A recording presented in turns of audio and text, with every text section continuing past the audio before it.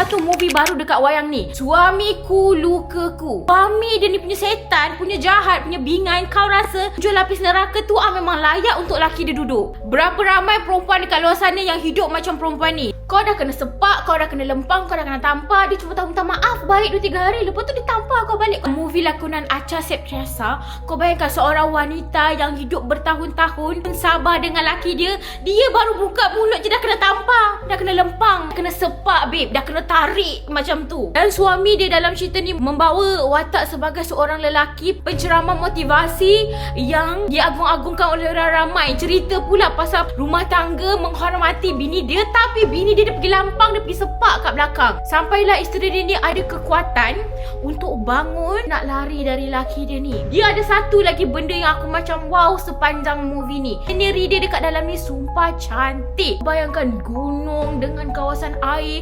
Kau tengah tengok cerita penderitaan seorang wanita, tapi dalam masa yang sama ku terpegun tengok kat mana diorang berlakon cerita ni. Lakonan Mbak M. Wong memang mengena lah dalam cerita ni. So, kalau tengok cerita-cerita macam ni memang aku terbakar, aku marah.